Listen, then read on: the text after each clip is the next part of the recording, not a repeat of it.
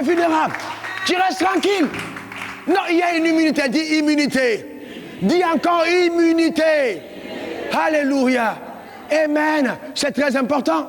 Donc, voyez, si vous êtes dans une voiture diplomatique et au bord de la route, il y a la police. Quand la police vous voit, la police du pays n'a même pas le droit de vous arrêter.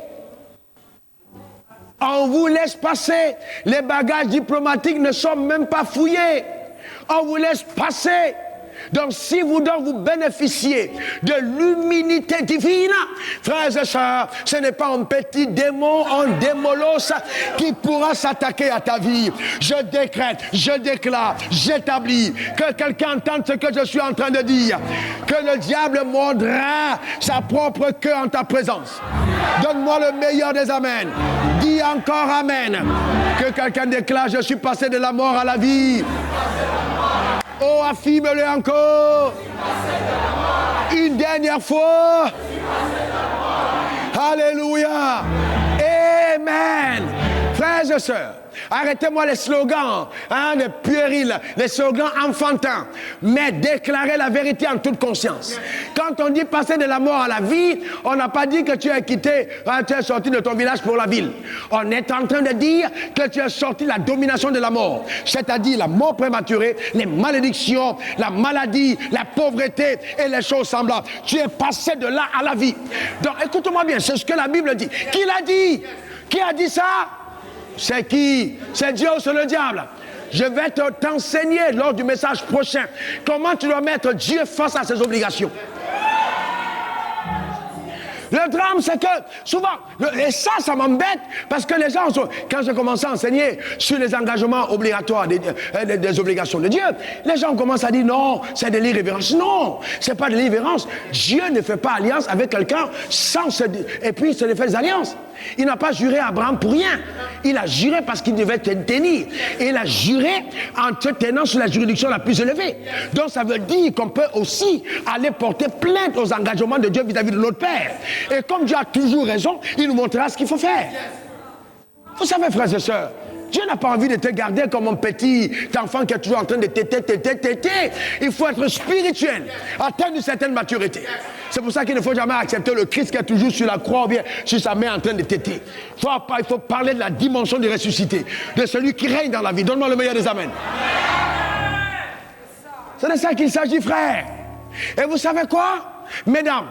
Maman, mes mamans qui sont ici et qui m'écoutent ailleurs, réjouissez-vous, vous dont les mamelles ont allaité, les enfants qui ont sucé et tété à vos seins. Si vous êtes convertis, ils bénéficient de votre immunité. Je vous dis, ce n'est qu'une question de temps. Ils peuvent être dans la drogue, dans les fumoirs, dans la sorcellerie, dans plein de choses. Tu t'en fous. Parce que tu vas engager par la prière ton enfant dans la justice de la croix. Jusqu'à ce que tu le vois. Mon propre père m'a regardé en face et il m'a dit, je préfère te voir mort que vivant. Ma mère a cru en moi. Mon père a dit, vraiment, tu es une déception. Mais quand Jésus est entré dans ma chambre, il a tout changé. Vous savez, frère, quand une personne dans la famille a cru, la personne doit avoir l'intelligence d'évoquer l'immunité familiale. Vous n'avez pas compris, mais je vais vous faire comprendre. Regardez bien. Viens, pasteur Assois. Pasteur Assois est un diplomate. Avance là devant l'autel. D'accord? Tu vas rester là où tu es. 1 Corinthiens 7, verset 14, il est écrit, car le mari non-croyant est sanctifié par la femme, et la femme non-croyante est sanctifiée par le mari. On dit sanctifié veut dire mis à part, c'est-à-dire intouchable, inviolable. Sanctifié, mis à part, c'est-à-dire pendant que les calamités frappent le monde, la sanctification te préserve. Ça veut dire Dieu te met à part. Si les feux frappent, tu es sanctifié. Te met à part. Ça, on n'a pas dit sanctifié parce que tu es saint. Non, sanctifié parce que tu jouis de l'immunité de Dieu. Tu es mis à part. Ce qui arrive aux uns ne t'arrive pas. Il y a les uns et il y a les autres. Et il y a les sanctifiés et il y a les pécheurs. Tu n'es pas de la race des pécheurs. Tu es de la race des sanctifiés, mis à part. D'accord? Et dans ce cas-là, la Bible dit, femme,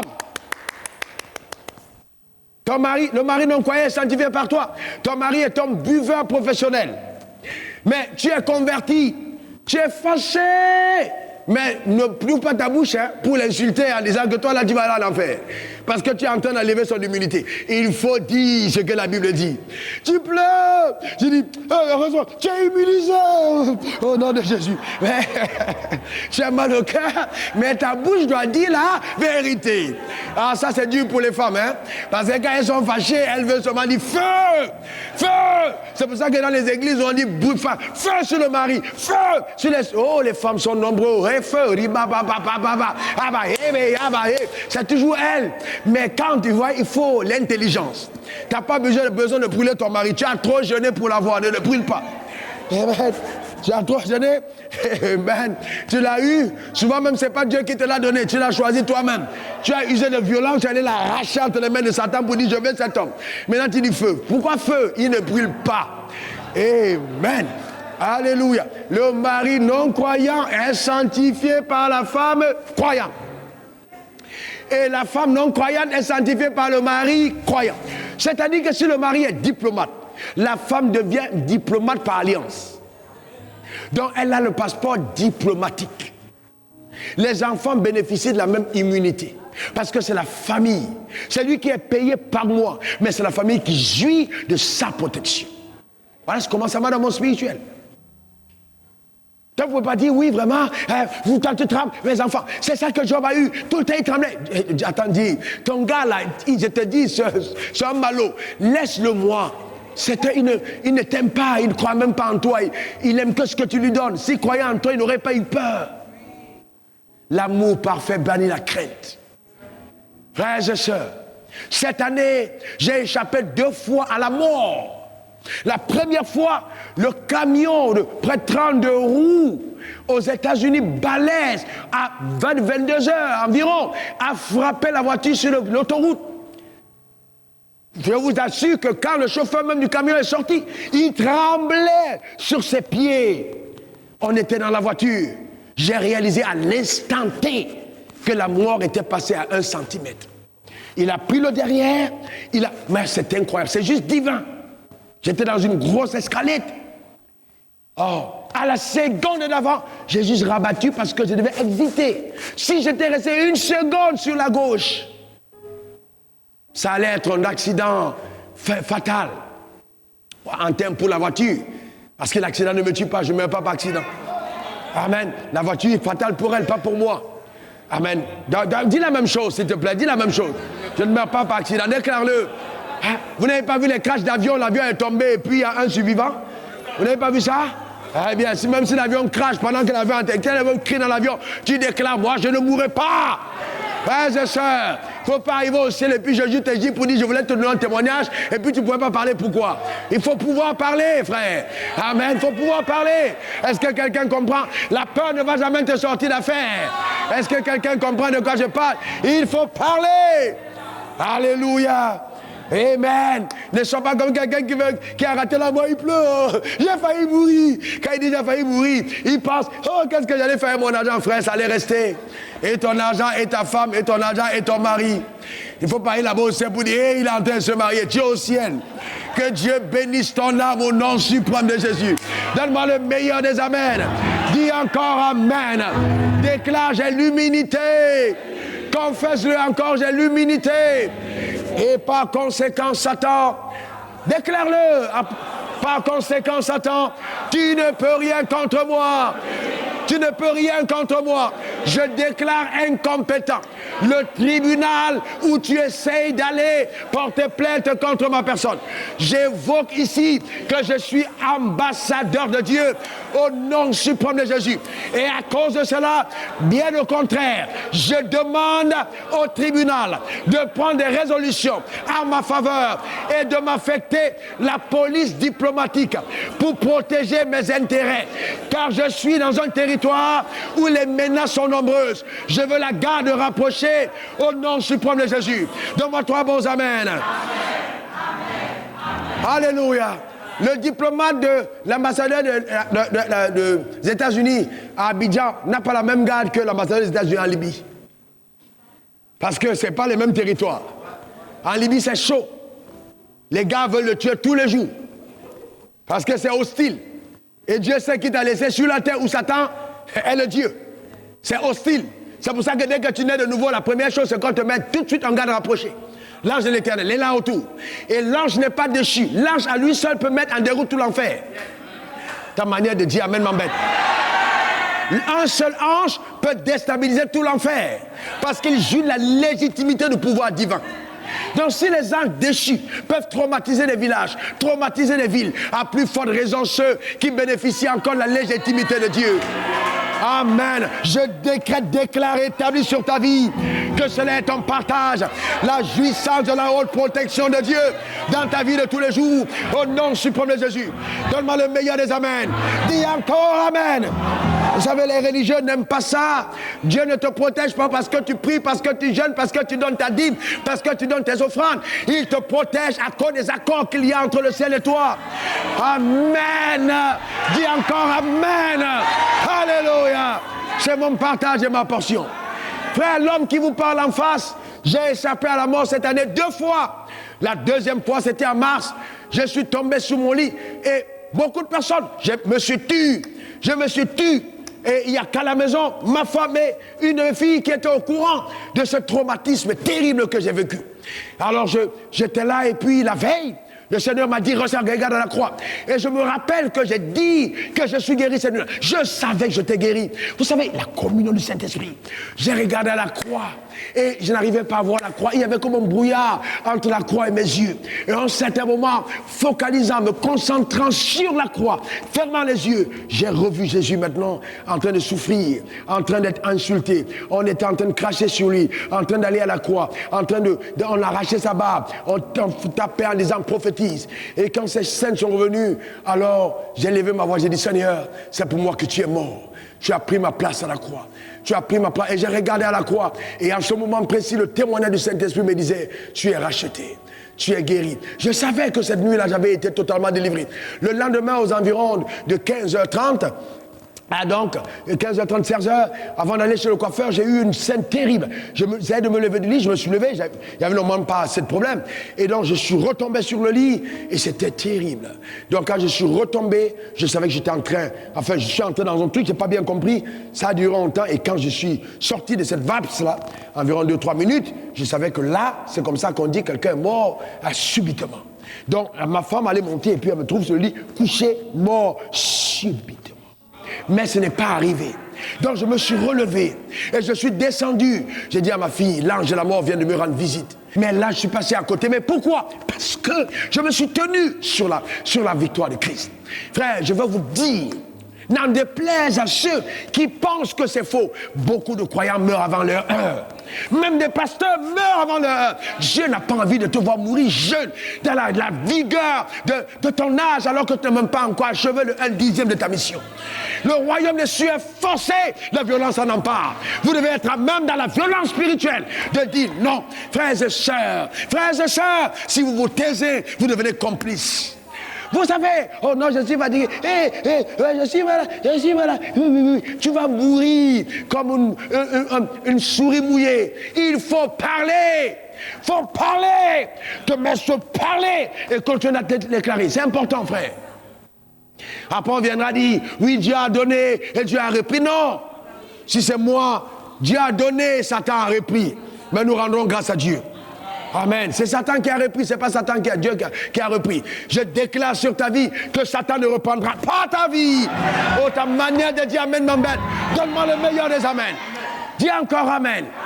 Et donc, le quatrième argument et le dernier pour aujourd'hui, sur lequel vous vous tenez dans votre plaidoirie, vous devez plaider et évoquer l'absence de motifs légitimes. Évoquer l'absence de motifs légitimes. Souvenez-vous que ce qui donne force au droit, c'est le droit. D'accord? Donc c'est la loi qui donne. Voyez-vous, s'il n'y a pas de loi, il n'y a pas de droit. Donc, si on vous juge, c'est parce qu'il y a un code pénal. C'est parce qu'il y a un code civil. Donc, si la loi n'a pas dit quelque chose, on ne peut pas vous condamner pour ce que la loi n'a pas évoqué. Et donc, dans le cas, Dieu était tellement intelligent qu'il nous a donné une porte de sortie extraordinaire. dans notre plaidoirie. Colossiens 2, verset 14. Jésus est extraordinairement intelligent. La Bible dit, il a effacé l'acte dont les ordonnances nous condamnaient. Regardez, il y a deux choses en une. Il a d'abord effacé, c'est-à-dire, donne-moi une Bible. Quelqu'un qui a une Bible en papier me donne sa Bible. Il a pris l'acte, d'accord, et il a effacé. Donc, voyez, il a pris le soin, toutes les pages ont été effacées. Donc, le livre est resté blanc. De façon que si on l'ouvre, on ne retrouve plus aucun texte.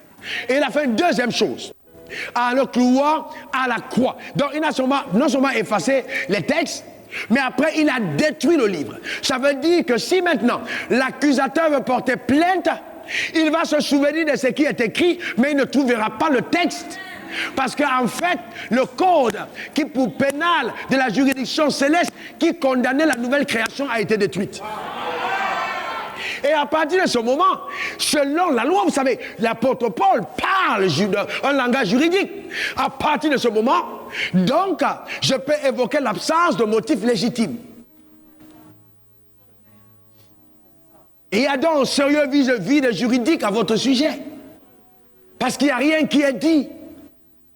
Et là, vous revenez sur notre texte, simplement que dit maintenant. Ouais, les textes qui ont été revus après la mort de Jésus à la croix, qui dit quoi? Par un seul homme, le péché est entré dans le monde, par un seul autre homme, vous serez redevenus justes.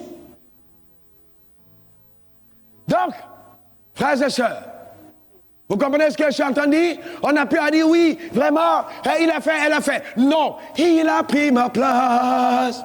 Oh, il a pris ma place. Il a pris ma place.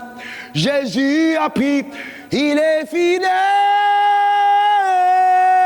Fidèle. Non, voyez-vous, il a pris la place. Il est fidèle parce qu'il a pris ta place. S'il a pris ta place, oh frère, je vous en supplie par les compassions de Dieu, quel que soit votre niveau d'intelligence humaine, que la sagesse divine vous soit conférée et que vous compreniez des choses que les vieillards n'ont pas compris, que même les théologiens n'ont pas assimilé, car c'est le Saint-Esprit qui vous donnera de comprendre. S'il a pris ta place, c'est-à-dire que tu n'es plus quelqu'un de condamnable, parce que la condamnation est retombée sur quelqu'un qui a payé le prix à ta place. Oh, quand dans ta manière de dire amen m'embête. Il a pris ta place. Frère, arrêtons cet évangile où il faut te recrucifier. Il a pris ta place. Par un seul, le péché est entré dans le monde. Si par un seul, le péché est entré, par un seul, la justice arrivera. Alors si vous êtes allé à l'école de la péchiologie, pour apprendre à pécher, à l'école des malédictions pour être maudit, à l'école de la galère pour être dans la galère, à l'école de la souffrance pour souffrir, alors je vous demanderai d'aller à l'école de la bénédiction, à l'école de la santé, à l'école de ceci, frère. Non, c'est une question de dotation. Un don est un don. Alors, pasteur Assois, je te fais don. C'est un don. Et la seule chose à faire, c'est de prendre parce que c'est un don. Il t'a donné. Quelqu'un dise Amen. Quelqu'un dise Amen. Quelqu'un dise encore Amen. Alléluia. Frères et sœurs, regardez cette illustration dans le cas de Josué dans Zacharie 3, versets 1 à 5. Il ne faut jamais être absent quand tu es accusé. Jamais. Il faut plaider ta cause. Il me fit voir Josué, le souverain sacrificateur debout devant l'ange de l'Éternel, et Satan se tenait à sa droite pour l'accuser. Frère, est-ce que c'est moi qui ai écrit la Bible? Non, c'est pas moi qui ai écrit la Bible. Non, pas du tout. Non, non, non, c'est pas moi. C'est dedans. C'est pas version Raoul Wafou, c'est dedans. D'accord? Satan se tenait à sa droite. Allons au verset 2. L'Éternel dit à Satan que l'Éternel te réprime. Satan, voyez-vous, que l'Éternel te réprime. Lui qui a choisi Jérusalem. Écoutez bien, quand on dit ici que l'Éternel te réprime, c'est Dieu qui parle et il dit l'Éternel te réprime. Normalement, il a dit je te réprime Satan. Pourquoi il dit l'Éternel te réprime? Parce qu'en ce moment, il n'a pas porté le manteau de l'Éternel, il a porté le manteau du juge. Donc en tant que juge, il dit que l'Éternel te réprime. Donc dans la casquette identité de juge, il dit que l'Éternel te réprime. Pas, c'est pas que je te réprime, non, parce qu'il était là en tant que juge. Sauf que toi, pour ton cas, le juge est en même temps ton père. Et donc pendant qu'il est en train de prendre la décision, il sait que tu es son fils. Donc qu'on veuille forcer, il y a quand même quelque part une inclinaison à t'écouter. Et personne ne peut corrompre le jugement rendu, parce que celui qui rend la décision est devenu ton père. Tu vas sortir d'ici en riant à 42 dents. Que la joie de l'Éternel soit ta portion au nom suprême de Jésus. Donne-moi le meilleur des amens. C'est terminé la vie de frustration, la vie de honte, la vie d'échec, la vie de mélancolie. Non, les lamentations, c'est l'Ancien Testament. Il faut écrire un nouveau livre appelé livre de réjouissance. On s'est réjoui dans le Seigneur. Alléluia. Réjouissez-vous dans le Seigneur. Alléluia. Réjouissez-vous, frère. Amen. Alléluia. Or, Jésus était couvert de vêtements sales. Josué était comme moi. Les vêtements étaient sales. Et il s'est tenu debout devant l'ange, présent au tribunal céleste. Il devait être jugé. Regardez le verset 4. L'ange prenant la parole, dit à ceux qui étaient devant lui, ôtez-lui les vêtements sales. Puis il dit à Josué, vois, je t'enlève ton iniquité et je te revêt des habits de fête. Ça ressemble ici à la redécoration, d'accord, de l'apparence du fils prodigue qui est revenu, dont on a changé les vêtements. Ça ressemble là à celui qui est né de nouveau, qui était dans les vêtements de honte, de péché, d'échec et tout ça, dont on a déshabillé et on a glorieusement habillé. Pas parce qu'il a fait quelque chose, mais parce que c'est ce qui lui est réservé. Est-ce que quelqu'un comprend de quoi je parle? Alléluia. Verset 5, j'ai dit qu'on mette sur sa tête un turban pur. Oh, nous chantons, nous sommes un turban royal. Un turban pur, et il mit un turban pur sur sa tête et lui mit des vêtements. L'ange de l'Éternel était là. Il était là, présent. Il était présent. Je décrète, déclaré, établi que ta victoire est incontestablement visible. Oh, le tribunal ne pourra pas amener à ta destruction. La gloire de Dieu est ta pleine portion. Vis la plénitude de ce que le ciel t'a réservé. Vis la plénitude de la gloire de Dieu rattachée à ta vie.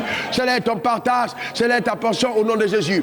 Maintenant, nous allons faire une forme de travaux pratiques, des TP en tant qu'avocat stagiaire. Nous allons nous tenir devant le trône de la justice et vous allez prier avec moi. Priez avec moi, frères et sœurs, parce que je ne veux pas de la seule personne à porter justement la robe d'avocat. Nous sommes tous avocats dans le grand cabinet de Jésus-Christ et frères. Que restent assis tous ceux qui ne sont pas frères de Jésus.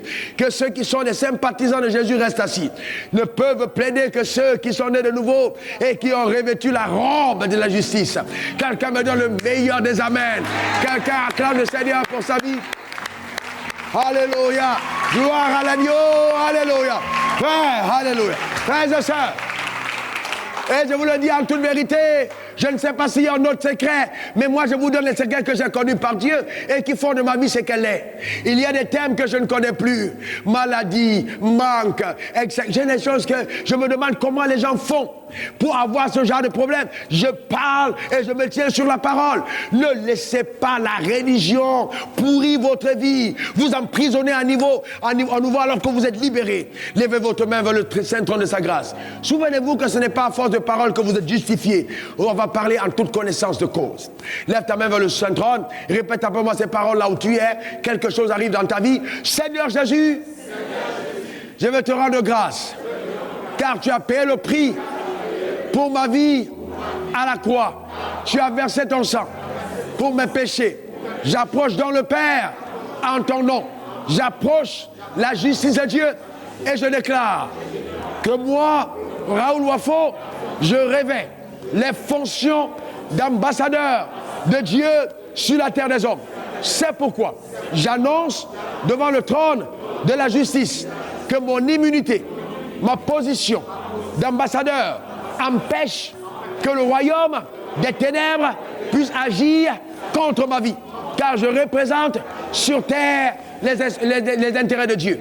Mon Père, mon Dieu, que dira le monde s'il se rendait compte que tes serviteurs, que ton serviteur, que je suis, que ton fils, que je suis, que ton ambassadeur, que je suis, est humilié par l'ennemi sur la terre où tu m'as laissé après m'avoir sauvé. J'appelle donc maintenant le renfort de la sécurité divine, de la protection d'en haut, de la jouissance de mes avoirs en tant qu'ambassadeur de Dieu. Je demande que ma famille soit protégée et sécurisée.